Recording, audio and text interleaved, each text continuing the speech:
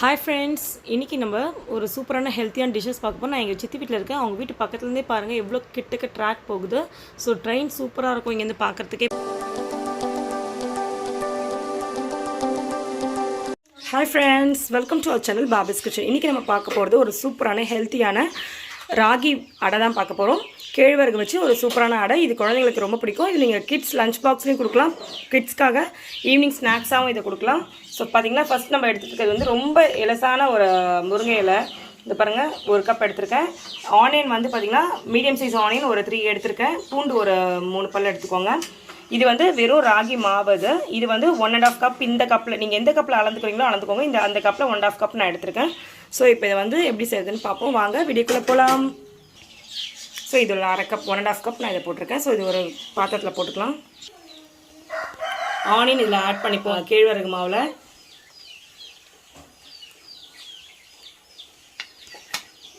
முருங்கைக்கீரை பார்த்தீங்கன்னா நான் 2 கைப்பிடி அளவு எடுத்துக்கிட்டேன். மீதி நான் அப்படியே வச்சு இந்த அளவுக்கு இது போதுமானது.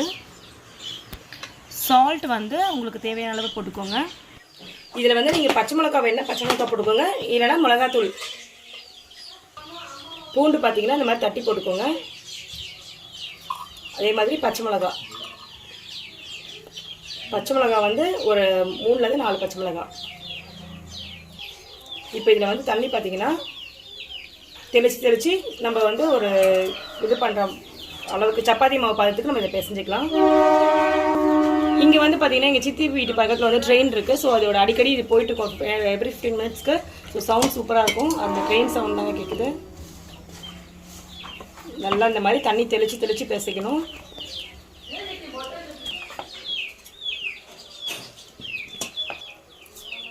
தண்ணி தெளித்து நல்லா பிசையணும். ரொம்ப தண்ணி ஊற்றக்கூடாது, பார்த்து.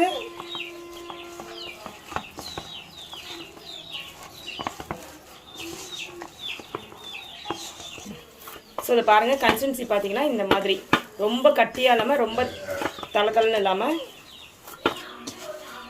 ஒரு நிமிஷம். இப்போ பாருங்கள் எப்படி ஈஸியாக நம்ம பிசைறதுக்கு கொடுத்து பாருங்கள். இந்த பதத்தில் இருந்தால் போதும். ரொம்ப தண்ணியாகவும் இருக்கக்கூடாது, ரொம்ப கட்டியாகவும் இருக்கக்கூடாது. ஸோ இப்போ நம்ம தட்ட ஆரம்பிக்கலாம். இந்த மாதிரி ஒரு உருண்டை பண்ணி எடுத்துக்கணும். இது வந்து இப்போ பார்த்தீங்கன்னா இது அடை தட்டும் போது நம்ம செஞ்சு மாவு பிசைஞ்சு வச்சு உடனே தட்ட ஆரம்பிச்சோம், இல்லை புளிச்சு போயிடும். ஸோ இதை பாருங்கள், இந்த மாதிரி உருண்டை பண்ணி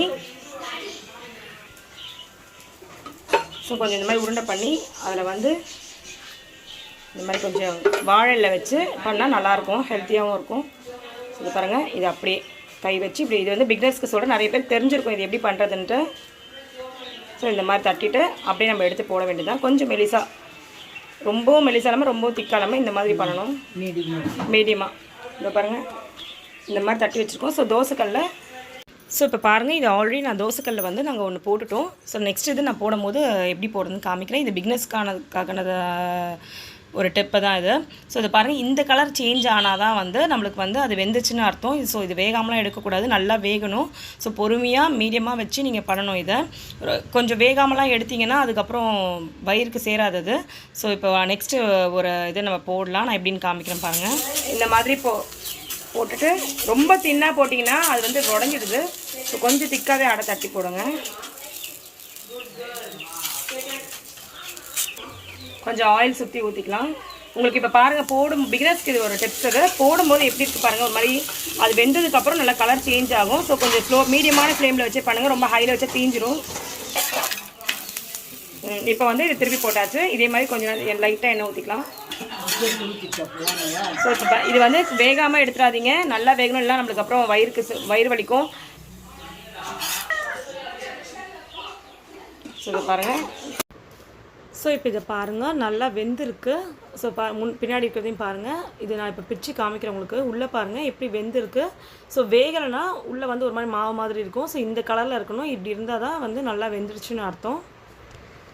ஸோ இதே மாதிரி நான் எல்லாத்தையும் போட்டு நாங்கள் சுற்றி எடுத்துக்கிறோம். ஸோ நான் இது முடிஞ்சிருச்சு. இதை பாருங்கள், இதே மாதிரி நீங்களும் ட்ரை பண்ணி பார்த்து உங்கள் பசங்களுக்கு செஞ்சு கொடுங்க. சூப்பராக இருக்கும். எப்படி இருந்துச்சுன்னு கமெண்ட் செக்ஷனில் கமெண்ட் பண்ணுங்கள். ஸோ இப்போ எல்லா அடையும் நாங்கள் சுற்றி எடுத்துக்கிட்டோம். ஸோ இது வந்து பார்த்திங்கன்னா இப்போ நெக்ஸ்ட் டிஷ் என்ன பண்ண போகிறோம் பார்த்திங்கன்னா, நாங்கள் வந்து பச்சை பயிர் வச்சு ஒரு சுண்டல் தான் உங்களுக்கு நான் காமிக்க போகிறேன். ஸோ இது எல்லாருக்கும் தெரிஞ்சிருக்கும், பட் இது வந்து ஒரு பிகினர்ஸ்க்கான ரெசிபி இது. ஸோ பார்த்திங்கன்னா கேழ்வரகு இது ஹெல்த்தி. நம்ம மார்னிங் டிஃபனாக சாப்பிடும்போது இந்த கேழ்வரகு கூட இந்த பச்சை பயிரெலாம் வச்சு சாப்பிடும் குழந்தைங்களுக்கு ரொம்ப ஆரோக்கியமாக உடம்பு நல்லாயிருக்கும். ஸோ வயது வந்த குழந்தைங்களுக்கு கூட இதை நீங்கள் கொடுக்கலாம்.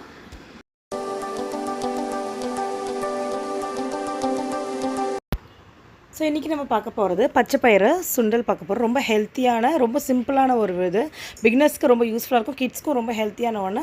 நம்ம வந்து பச்சை பயிறு என்ன பண்ணோம், நைட்டு ஃபுல்லாக ஓவர் நைட் வந்து ஊற வச்சுட்டு காலைல இந்த மாதிரி எடுத்து வச்சுக்கலாங்க. தனியாக வேக வச்சு எடுத்துக்கணும். ஸோ இதை பாருங்கள், பச்சை பயிர் வந்து நான் இப்படி வேக வச்சுக்கேன். ஏன்னா குக்கரில் போட்டால் ரொம்ப குழஞ்சிரும், இன்னும் கொஞ்சம் வேகணும். ஸோ நல்லா கொதிக்கட்டும். ஸோ பச்சை பயிர் வெந்துடுச்சு. இப்போ நான் தண்ணியை ஃபில்ட்ரு பண்ணி வச்சுட்டேன். இப்போ நம்ம தாளிக்கிறதுக்கு அடுப்பில் ஒரு கடாய் போட்டுக்கலாம். கடாயில் 2 டீஸ்பூன் ஆயில் ஊற்றிக்கலாம். ஊற்றிட்டு கடுகு போட்டுக்கலாம். கடுகு பொரிஞ்சதும் காஞ்ச மிளகாய் 2 கிள்ளி போட்டுக்கலாம். உளுத்தம்பருப்பு கொஞ்சம், பெருங்காயம், தூள் பெருங்காயமாக இருந்தால் நல்லாயிருக்கும். ஸோ தூள் பெருங்காயம் வந்து ஒரு 1/4 டீஸ்பூன் அதில் ஆட் பண்ணிப்போம். இது நல்லா பொரிஞ்சிடும், தீயக்கூடாது. இப்போது பச்சை பயிரை ஆட் பண்ணிப்போம். பச்சை பயிரை வந்து வேக வச்சது இதில் போட்டாச்சு. இப்போ இதில் இதுக்கு தேவையான அளவு உப்பு போட்டுக்கலாம். ஸோ உப்பு போட்டு நல்லா கலந்து வச்சுருவோம். இது வந்து உடம்புக்கு ரொம்ப நல்லது. குழந்தைங்களுக்கு ஈவினிங் ஸ்கூல்லேருந்து வந்து விட்டு இதில் வேணும் நம்ம ஆனியன் கூட போட்டுக்கலாம். நான் ஆனியன் இன்றைக்கி போடலை. இது நல்லா இது கலந்துப்போம். இந்த தண்ணி கொஞ்சம் லைட்டாக இருக்குது, அது நல்லா இதுவானதுக்கப்புறம் தேங்காய் போட்டு அடுப்பை ஆஃப் பண்ணிடலாம். ஸோ இப்போ தண்ணியெலாம் சுண்டிடுச்சு. ஸோ பாருங்கள், நல்லா கொஞ்சம் கூட தண்ணி இல்லாமல் இருக்குது. இந்த ஸ்டேஜில் நம்ம என்ன பண்ணலாம், தேங்காய் வந்து நல்லா துருவி வச்சுக்கலாம். அப்படி உங்களால் துருவ முடியல, மிக்சியில் போட்டு ஒரு ரிவர்ஸ் பல்ஸ் மோட் போட்டிங்கனாலும் நல்லா துருவின மாதிரி ஆகிடும். ஸோ இப்போ இந்த தேங்காய் வந்து இதில் ஆட் பண்ணிவிட்டு நம்ம நல்லா கலரி விட்டுக்கலாம். ஸோ இப்போ இதை நல்லா கலரிட்டு கொஞ்சம் ஒரு 2 செகண்ட்ஸ் வச்சதுக்கப்புறம் நம்ம அடுப்பை ஆஃப் பண்ணிடலாம். ஸோ இந்த சூப்பரான 2 டிஷ்ஷஸையும் உங்கள் குழந்தைங்களுக்கு செஞ்சு கொடுங்க. ஈவினிங் ஸ்நாக்ஸாகவும் கொடுக்கலாம். ஸோ அவங்க ரொம்ப ஹெல்த்தியாக இருப்பாங்க. ஸோ மறக்காமல் பார்பிஸ் கிச்சன் சப்ஸ்கிரைப் பண்ணுங்கள். பக்கத்தில் இருக்க நோட்டிஃபிகேஷன் பட்டன் கிளிக் பண்ணுங்கள். அதில் ஆல் வரும், மதியம் கிளிக் பண்ணுங்கள். அப்போ தான் என்னோட வீடியோஸ் உங்களுக்கு ஒன்று நோட்டிஃபிகேஷனாக வரும். இதே மாதிரி சூப்பரான வீடியோவில் உங்களை சந்திக்கும். உங்களோட விடைபெறுது உங்கள் பார்பிஸ் கிச்சன் பாரதி.